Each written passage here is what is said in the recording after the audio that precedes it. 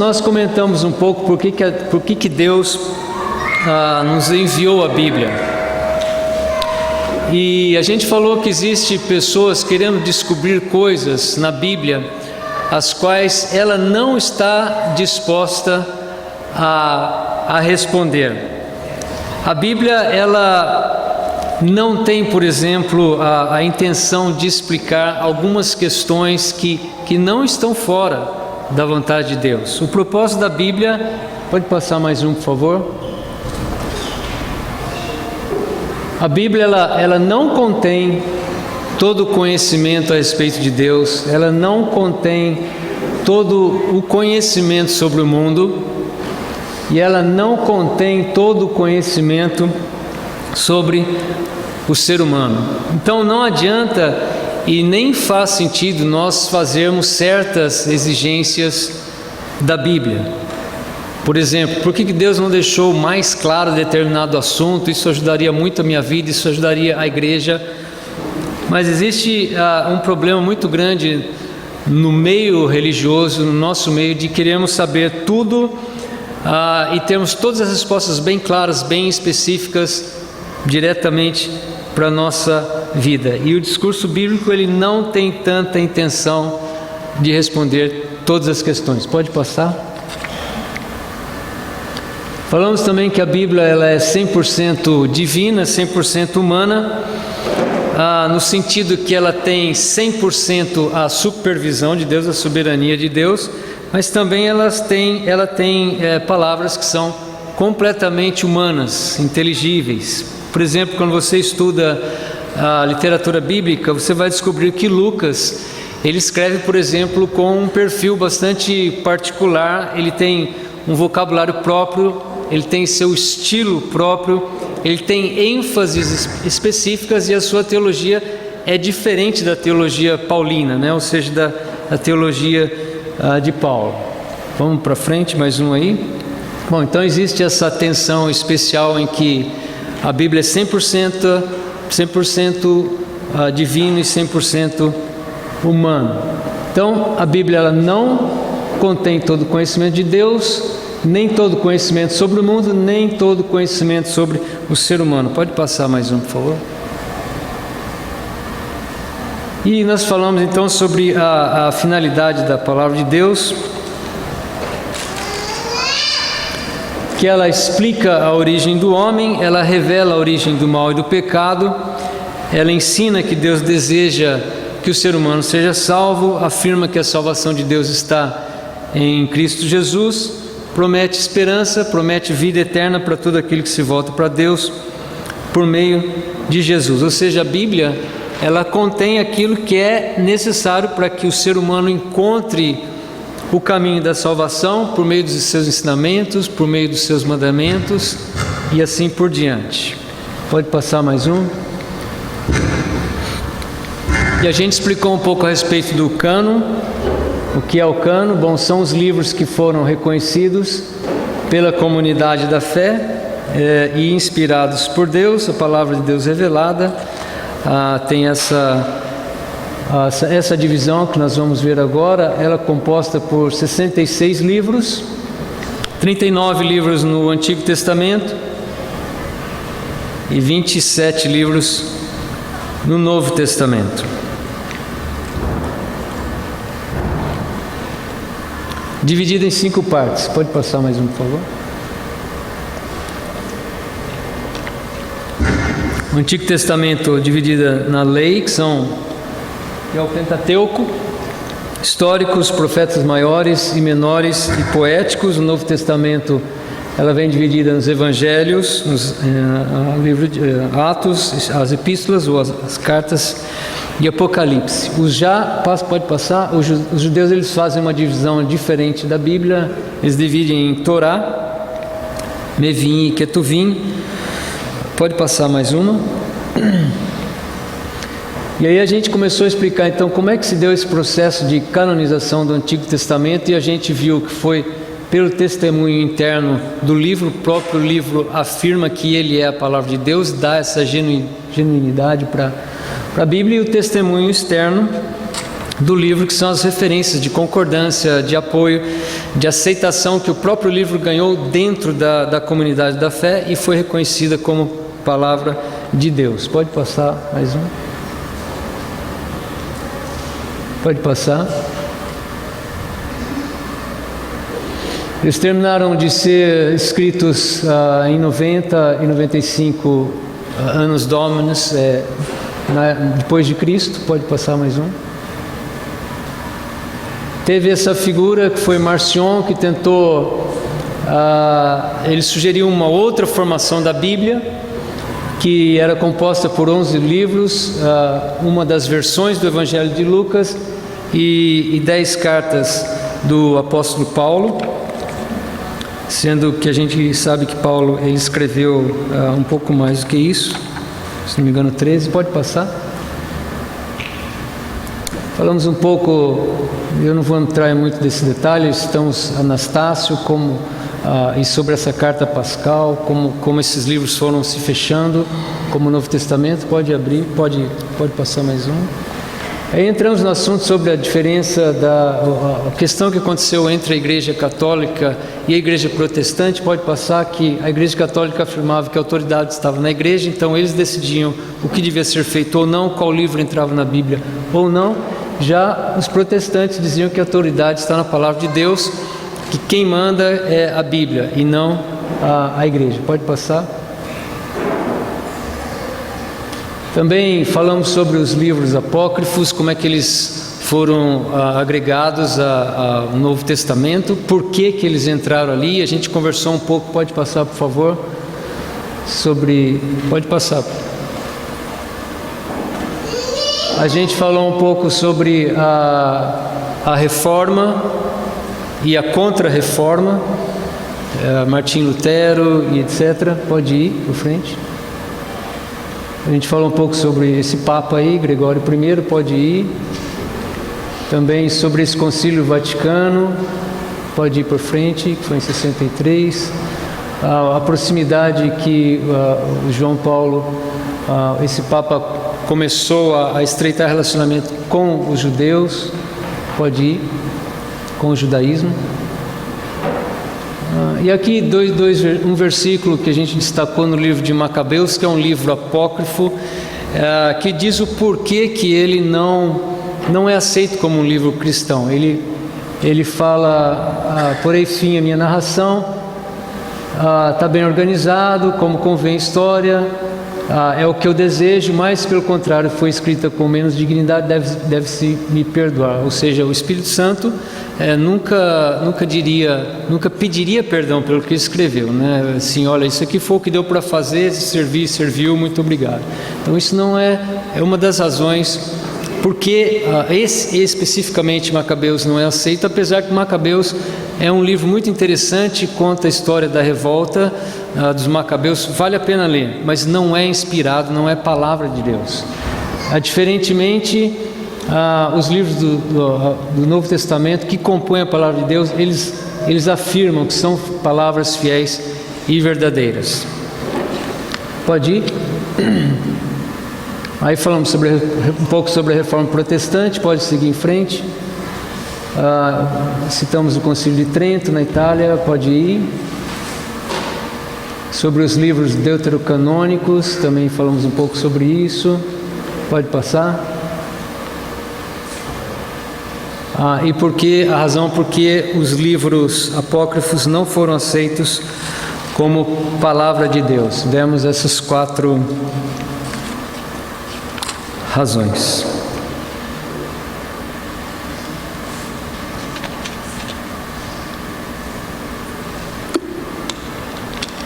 Pode passar, por favor. E aí a gente continua hoje, então, como foram escritos os livros que hoje integram o Novo Testamento. Então, o Antigo Testamento nós já falamos. Então, como é que foram escritos os livros que hoje integram o Novo Testamento? Como foi que justamente esses livros foram reconhecidos como detentores da autoridade e passaram a fazer parte da Bíblia? Bom, existia uma questão no primeiro século que era muito forte, pode passar por favor, que era a tradição oral versus a tradição escrita. Bom, a gente tem toda a certeza que os textos bíblicos, eles surgem, pode passar, William, por favor? A partir da inspiração divina, mas também a gente pode afirmar que os autores, eles escrevem como seres humanos para outros seres humanos, dentro do seu contexto social, dentro da sua cultura, dentro da sua época e por vezes a um determinado grupo ou até a uma pessoa só. Eles não eram simplesmente, como alguns costumavam dizer, eles eram uma caneta na mão de Deus. Assim como era uma caneta, por exemplo, não sei se você se lembra do Chico Xavier, que ficava numa posição mais ou menos assim, e a mão dele era levada, ele estava em transe e a mão dele era levada de um lado para o outro, escrevendo. A Bíblia, ela não foi escrita dessa maneira, a Bíblia não foi psicografada, a pessoa não estava em transe, ela não estava fora de si. Os autores, eles pensavam, eles desenvolviam seus estilos, eles desenvolviam suas teologias, eles tinham seus próprios meios de passar as suas ideias teológicas. Alguns, por exemplo, como Lucas, ele demonstra claramente nos seus escritos, na sua maneira de escrever, um nível de instrução bastante superior a outros que escreveram. E é claro, tudo isso dentro da direção e dentro da vontade soberana de Deus. Seria muito difícil para nós imaginarmos o mundo, pode passar, hoje, sem isso, né? Sem internet, sem o computador, sem livros, revistas, sem um smartphone, sem televisão, sem o jornal. No entanto, pode passar mais um, o Novo Testamento, ele foi escrito numa época muito anterior a toda essa tecnologia, todo esse recurso que nós temos hoje, muito antes de existir a máquina de impressão, e numa época onde poucas pessoas sabiam ler e escrever, e a taxa de alfabetização nunca passou de 10%. Então olha só, 90% da população era analfabeta naquela época. Então quando alguém fazia um discurso, por causa do nível de analfabetismo, porque muita gente não ia ler aquilo, quando alguém discursava, quando alguém falava alguma coisa em público, raramente isso era registrado ao pé da letra. Os antigos, eles não tinham expectativas que isso acontecesse, salvo se tratasse de um documento muito importante, de um ato legal ou um pronunciamento do rei.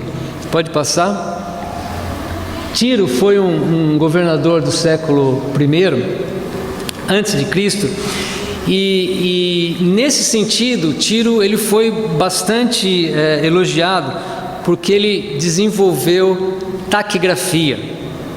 Se você não sabe o que é taquigrafia, você senta do lado do Ettore e olha a letra dele, você vai saber exatamente o que é taquigrafia.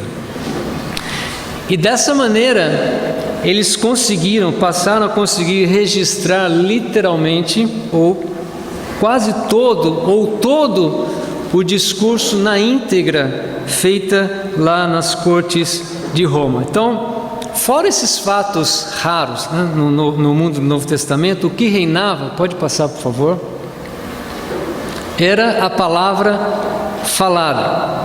Então, o Novo Testamento, a gente tem que entender bem isso, que o Novo Testamento ele foi escrito predominantemente numa cultura oral, e uma cultura que não valorizava o que muitos estão fazendo aí agora, a escrita.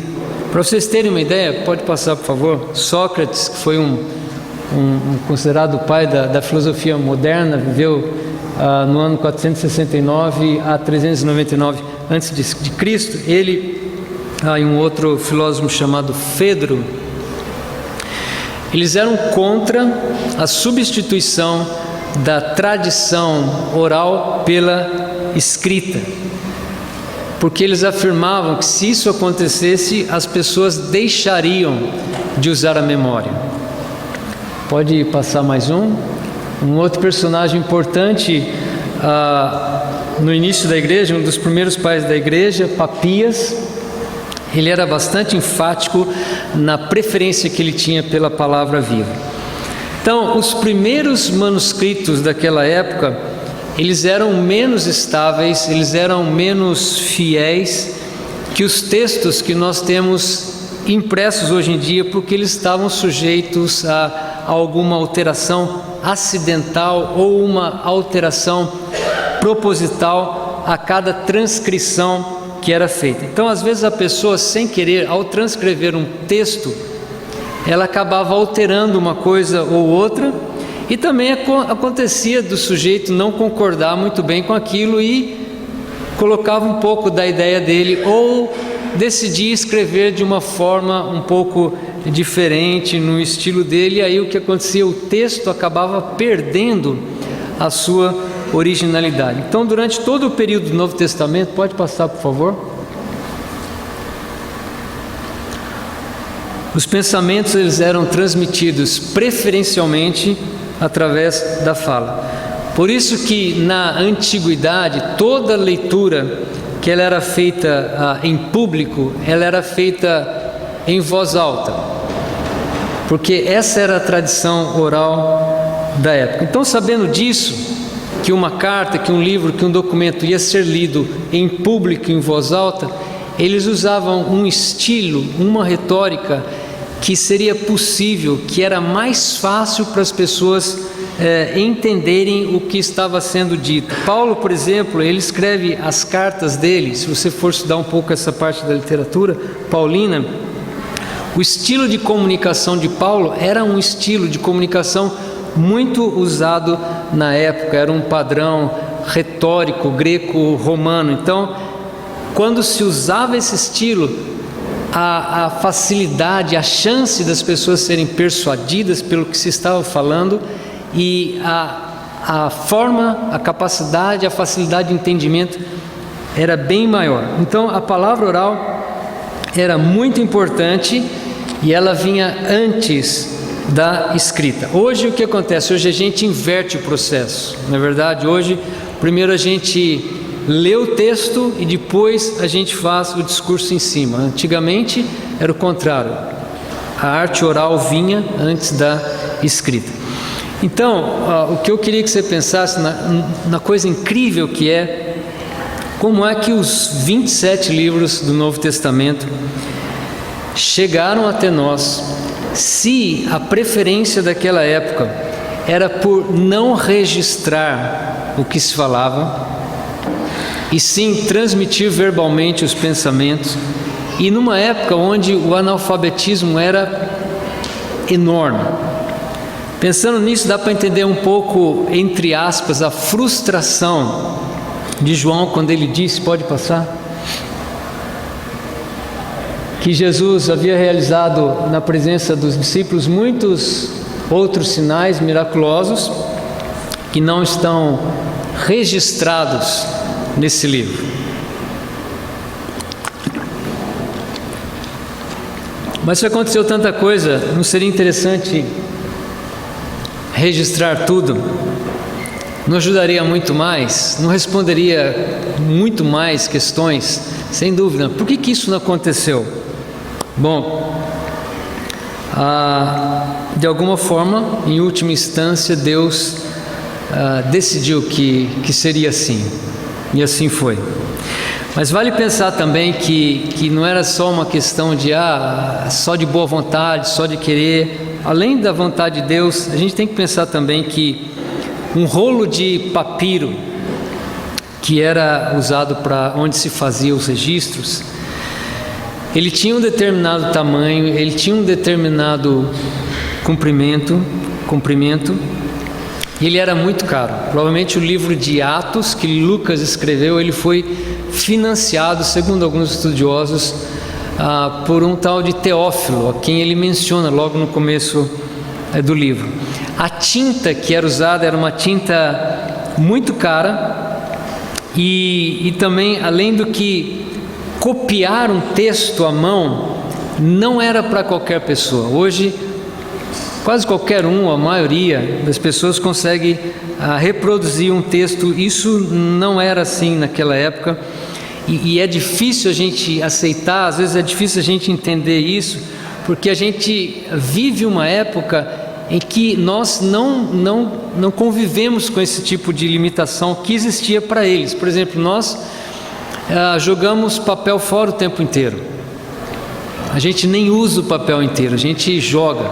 E a gente nem se dá o trabalho de que aquele papel, em alguns casos, né, não nem todos, mas algumas pessoas nem se dão a conta de jogar num lixo onde o papel vai ser reciclado.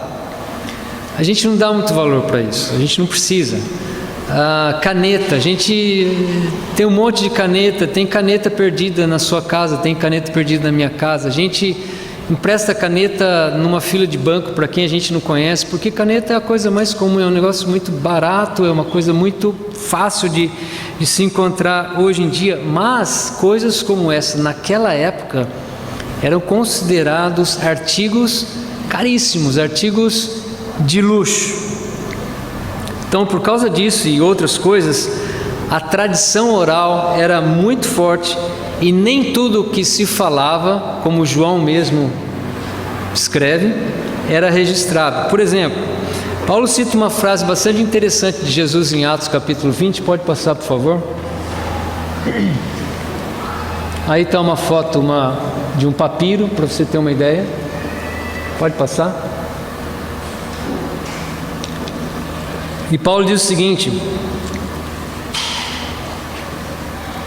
em tudo que fiz, mostrei-lhes que, mediante trabalho árduo, devemos ajudar os fracos, lembrando as palavras do próprio Senhor Jesus, que disse: há maior felicidade em dar do que receber. Onde é que está registrada essa frase de Jesus nos Evangelhos? Em lugar nenhum. Agora, como é que Paulo sabia que Jesus havia dito isso? Bom, pela tradição oral, ou quem sabe por uma possível fonte de uma coleção de ditos de Jesus que, quem sabe, a igreja de Jerusalém havia feito. Então, no período inicial, o Evangelho, ele se espalha, olha que coisa impressionante, através da proclamação oral, não por textos escritos. As epístolas de Paulo, para você ter uma ideia, elas foram escritas depois do início das igrejas. A exceção foi o Antigo Testamento, que tinha lá a tradução em grego, pode passar, por favor, que era chamado Septuaginta. Aí tem uma foto de como a gente vê em 2 Timóteo, capítulo 3, versículo 16. Pode passar, acho que tem esse versículo aí. Não? Bom, o que está escrito em 2 Timóteo capítulo 3, 16, acho que todo mundo sabe de cor, não é verdade? Toda a Escritura é inspirada por Deus e útil para o ensino, para a repreensão, para a correção e para a instrução na justiça. Toda a Escritura é inspirada por Deus. Que toda a Escritura ele está falando aqui? Antigo Testamento, exatamente. Ele está falando sobre a inspiração e a utilidade do Antigo Testamento para os cristãos daquela época. Ele estava falando para as pessoas daquela época. O Novo Testamento ainda não existia, ou ele ainda estava sendo escrito e formado. Bom, os autores, os escribas e seus recursos. Vamos falar um pouquinho sobre isso aqui agora. Na maioria dos casos, a gente não sabe quem escreveu os livros do Novo Testamento. Nós não sabemos. Nós sabemos quem foi o autor, mas quem registrou, quem escreveu lá à mão, isso a gente quase que não sabe. Mas tem alguns exemplos raros, pode passar, por favor. A gente sabe, por exemplo, que Tércio escreveu o livro, a Carta de Romanos. Paulo foi o autor, mas quem escreveu foi Tércio. Ou seja, havia um trabalho em equipe bastante grande. Uma outra coisa interessante, os 3 primeiros evangelhos, por exemplo, eles são anônimos. Se você nunca tinha pensado nisso, eu também nunca tinha pensado nisso, mas o autor dos 3 primeiros evangelhos, ele não é mencionado em nenhuma parte da Bíblia. Então, como é que a gente pode explicar que Mateus escreveu Mateus? Pode passar, por favor. A gente sabe isso, que Mateus escreveu Mateus, por exemplo, pela tradição da igreja. Outro exemplo é 1ª e 2ª Tessalonicenses, que foram escritos a 6 mãos, Paulo, Timóteo e Silvano. Talvez pudesse fechar aquela porta lá atrás, está bastante barulho lá. Não barulho, mas os irmãos estão conversando. Alguém pode, por favor, fechar as portas de vidro? Obrigado. Já, por exemplo, Hebreus, a gente não sabe nada, nem pela tradição da igreja. O que a gente sabe é que quem redigiu o livro de Hebreus, ele sabia escrever e falar muito bem grego. Foi um livro super bem escrito. E grego, para quem não sabe, era a língua franca do mundo greco-romano. E alguns falam, mas acho que foi Paulo, mas a maioria dos melhores teólogos acha que pode ter sido alguém menos Paulo, por causa do estilo. E eles têm várias razões, as teorias, as teses deles lá. Mas como a maioria das pessoas então não sabiam ler nem escrever, eram analfabetas, quando elas queriam escrever um contrato, por exemplo, ou uma carta comercial, ou um testamento, eles procuravam então alguém profissional, um escritor profissional, que era um escriba. Pode passar aí, por favor. Aí tem três ideias dos escribas escrevendo os textos, mas também a gente não pode dizer que todos os escritos do Novo Testamento eles foram feitos por profissionais fluentes em grego, embora o caso de Romano parece que Tércio, pela maneira de escrever, ele era um escriba profissional, mas havia na época outras pessoas também capazes de redigir um texto, pessoas como artesãos, como médicos, alguns soldados, alguns comerciantes, alguns engenheiros. Lucas e Atos, por exemplo, foi escrito por um médico, não é verdade? Dr. Lucas, correto? Pode passar, por favor. Como se iniciou o processo da escrita?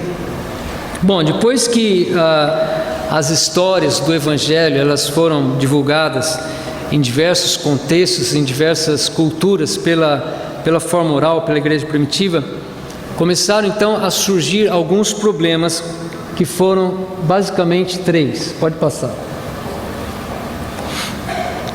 O problema da distância, o problema do crescimento das igrejas e o problema da urgência do tempo. Então, no caso dos evangelhos, o que é que estava acontecendo? Bom, eram muitas histórias que eram sendo contadas e passadas pela tradição oral. Só que à medida que o tempo passa, as pessoas vão envelhecendo. Então, o que estava acontecendo? As testemunhas oculares e as testemunhas auditivas, ou seja, aqueles que viram Jesus contando as histórias, aqueles que ouviram sobre as histórias, estavam começando a morrer.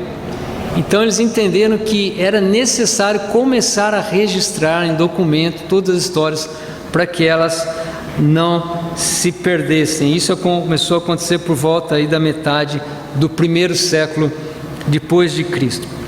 E houve também muitos outros registros além do Novo Testamento e também no Antigo Testamento. A gente já falou sobre essa parte de livros que foram escritos que não entraram para fazer a composição total da Bíblia. Alguns que não chegaram até nós, por exemplo, como a 1ª carta de Coríntios e a 2ª carta de Coríntios. Essas cartas nunca chegaram até nós. Mas eu tenho aqui na minha Bíblia 1ª e 2ª Coríntios. Sim, mas na verdade a 1ª carta de Coríntios provavelmente foi a 2ª carta que Paulo escreveu aos Coríntios. E a segunda carta de Coríntios que nós temos aí na nossa Bíblia provavelmente foi a quarta carta que Paulo escreveu àquela igreja. Pode passar, por favor? E também outras, por exemplo, Paulo, ele escreveu uma carta aos Laodicenses, que nós não temos, mas ele menciona isso lá em Colossenses capítulo 4, quando ele fala que a carta deveria ser lida entre eles na igreja em Colossos, que era uma carta que Paulo havia escrito para Laodiceia. Nós nunca chegamos a conhecer essa carta. Ele fala em 1 Coríntios que ele já tinha escrito uma carta anterior a 1 Coríntios. Ele fala, já lhes disse por carta, quer dizer, ele tinha escrito uma carta. Então 1 Coríntios, na verdade, era 2 Coríntios, era a segunda carta. E quando ele fala em 2 Coríntios 2:4, ele fala, pois lhes escrevi com grande aflição, ou seja, em angústias e com muitas lágrimas, para que soubessem. Ele já havia escrito uma outra carta, antes dessa que nós conhecemos como 2 Coríntios. Então, os livros do Novo Testamento, eles se apresentavam na época de uma forma diferente dos nossos livros modernos. Eles eram então manufaturados em papiros, que era a forma padrão de registro de um documento na época. E outro detalhe é que eles não eram produzidos em massa, eles tinham apenas algumas cópias, porque demorava-se muito tempo para fazer o registro, ou uma transcrição, ou uma cópia, e também, como a gente já falou, o custo era muito elevado. Então, em geral, só se escrevia no papiro. Quando usava o papiro, só escrevia de um lado do papiro, porque ele eu não sei se você já teve a oportunidade de pegar no papiro, mas ele é muito, muito fino. E quando se escrevia nele, pode passar, acho que tem esse é um papiro, e quando se escrevia nele, se escrevia em 2 colunas, tinha de 10 a 15 centímetros, de 40 a 45 linhas aproximadamente. Mas algo interessante nos registros do Novo Testamento, a maneira como era feita, porque era muito caro, o custo era muito alto do material, do papiro, da tinta, etc. Para economizar, a pessoa que escrevia, ele não usava pontuação nenhuma, ele não usava ponto final, ele não usava letra maiúscula para iniciar uma frase, ele não usava vírgula, ponto e vírgula, reticências, ele não usava parágrafo, e tudo isso, para complicar um pouco mais, ou era escrito tudo em letra maiúscula ou tudo em letra minúscula. Então a coisa era bem difícil. Então, se fosse em português, seria mais ou menos assim. Pode passar. Aí mais duas imagens de um papiro. Aqui dá para ver melhor, tudo em letra maiúscula. Ali não dá para ver muito bem, mas você vê que não tinha espaço nenhum entre uma palavra ou outra, nenhuma frase ou outra, nenhum intervalo, nem um parágrafo, nada. Era para economizar papel mesmo. Pode passar, por favor. E se fosse em português, seria mais ou menos assim, ou em letra maiúscula, ou em letra minúscula, mas uma letra atrás da outra. E qual que é o problema que isso poderia trazer às vezes? Bom, a gente pode ler isso, dependendo da sua maneira, de pontuar de 2 formas. Pode passar. Se você divide da primeira forma, você lê só uma, não disse seu nome. Mas se você resolver lá ter a ideia de dividir um pouco, você entende diferente, ou você não percebeu que existe uma outra possibilidade, você vai falar que só um anão disse seu nome.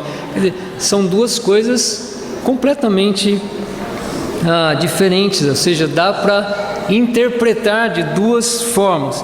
E isso gerava, sem dúvida nenhuma, vários problemas na interpretação da Bíblia. Além disso, não tinha capítulo, não tinha versículo, não tinha cabeçalho, como às vezes tem lá na nossa Bíblia, Jesus cura um leproso. Isso não existia. Então, como é que pegava um texto e se interpretava isso, sem o erro de acabar transmitindo algo completamente diferente do que era a proposta inicial? Usava-se então o contexto. Por isso que a gente sempre fala que A gente deve evitar pegar um versículo separado e tentar fazer uma doutrina, uma ideia completa. A gente tem que ver todo o contexto para ter a ideia correta. Só no final do primeiro século, que uma forma de texto chamada códice, pode passar por favor? Ou outro nome seria caderno de notas, que é mais ou menos a mesma coisa, ela surgiu, se popularizou nessa forma que é mais parecido um pouco com o que a gente tem hoje. Outro detalhe que às vezes não passa na nossa mente é que não existia o que existe hoje, que nós chamamos de direito autoral. Naquela época não existia direito autoral. Então, o original era entregado a um patrono ou a um amigo, e se você chegasse lá e quisesse fazer uma cópia, ele tivesse disposição para entregar, ele entregava, você copiava e passava para o outro, e o outro copiava, e quem tivesse interessado tinha o acesso. Então, uma vez que esse texto entrava em circulação, qualquer um que tivesse interesse podia ter uma cópia num texto. E eu não estou dizendo só a questão da Bíblia, mas qualquer outro tipo de documento, e essas cópias iam se multiplicando. Não havia uma regulamentação como existe hoje, né? Não existia problema com pirataria. Quem quisesse poderia sair copiando a sua própria cópia. Então, para escrever então os livros, os documentos, usava-se uma pena e usava-se tinta sobre o papiro ou sobre a pele de ovelha, que é também o conhecido pergaminho, para produzir o pergaminho.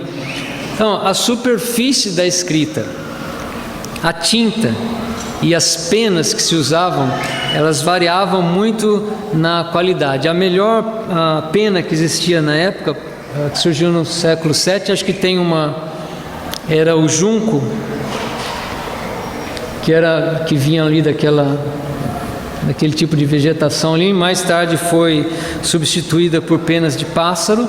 A tinta que se usava para escrever a Bíblia, ela era feita de fuligem ou carbono diluída na água, ou eles usavam a tinta do polvo. Sabe o polvo, quando ele quer fugir do predador, ele solta aquela tinta? Também essa tinta era usada para fazer os registros.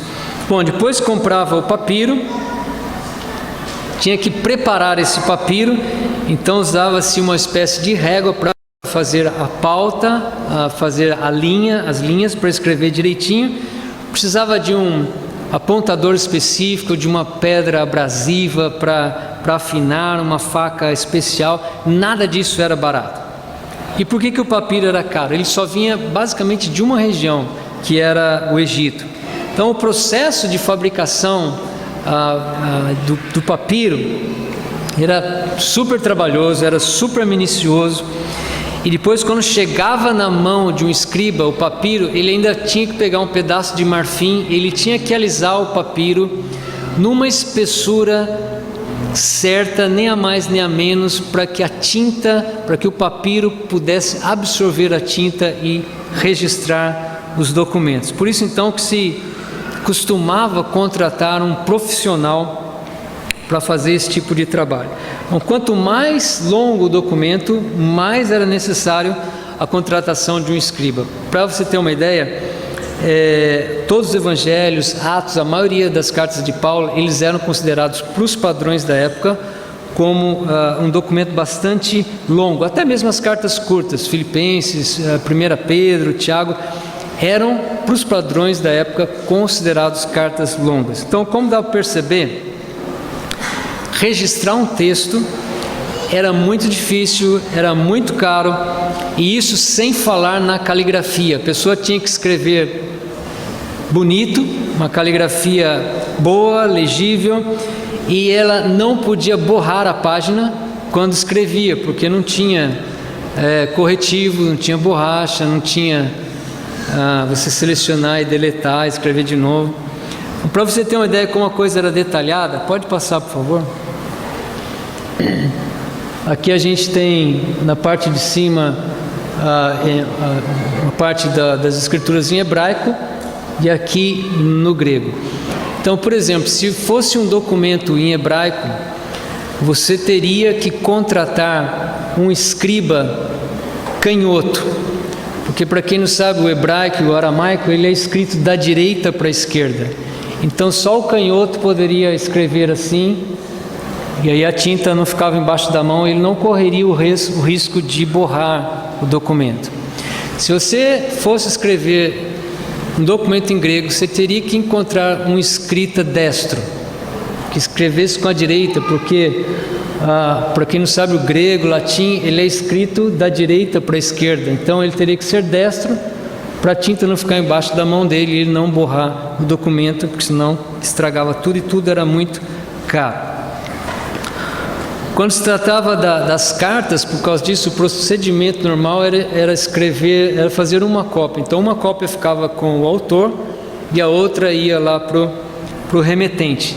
Não havia serviço de correio como existe hoje, então essas cartas elas eram enviadas por amigos que iam para determinado lugar, às vezes faziam serviço gratuitamente, às vezes eles eram pagos. Esse era a rede social na época. Pode passar, por favor. A gente vê, depois você pode ler em Romanos 16 e Colossenses capítulo 4, que Paulo, quando ele envia a carta, ele envia essa carta por meio de uma irmã chamada Febe. E em Colossenses ele envia Tíquico. Provavelmente parece que Paulo escolhia bem quem seria o portador das suas cartas, porque se uma mensagem não chegasse ao seu destino, não chegasse a alguma igreja, as consequências podiam ser muito grandes. Então tem um famoso ditado em inglês que diz o seguinte, pode passar, por favor? Por causa de um prego, a ferradura se perdeu. Por causa da ferradura, o cavalo se perdeu. Por causa do cavalo, o mensageiro se perdeu. Por causa da mensagem, perdeu-se a batalha. Por causa da batalha, perdeu-se a guerra. E tudo por causa de um prego. Ou seja, um detalhe pode mudar muita coisa no final. Pode passar, por favor. Eu queria terminar então com esses dois versículos em Apocalipse e em Tessalonicenses, que diz: quando ele abriu o 5º selo, vi debaixo do altar as almas daqueles que haviam sido mortos por causa da palavra de Deus e do testemunho que deram. Finalmente, irmãos, orem por nós para que a palavra do Senhor se propague rapidamente e receba a honra merecida, como aconteceu entre vocês. Eu fico pensando como eles dependiam de Deus, como eles tinham que ter fé, porque muita coisa poderia ter acontecido no caminho, no registro das Escrituras, e muita coisa poderia ter dado errada. Então é um verdadeiro milagre a forma como a Escritura, a palavra de Deus que nós temos hoje de uma maneira tão fácil, foram preservadas. O que tudo tinha para dar errado, Deus, pela sua sabedoria, Deus, pelo seu amor, preservou a sua palavra e ela chegou até nós. Então nós precisamos valorizar muito esse livro que nós temos nas nossas mãos, estudá-la com muito zelo, com muito afinco, com muito temor, porque o que nós temos na nossa mão hoje é algo impressionante, é algo miraculoso. O que nós vimos hoje é só um tiquinho do que deve ter acontecido até a palavra de Deus ter chegado em nossas mãos. Inclusive muitos irmãos deram a vida para que nós a tivéssemos hoje, tá bom? Então muito obrigado pela sua atenção. Pode passar mais um, por favor.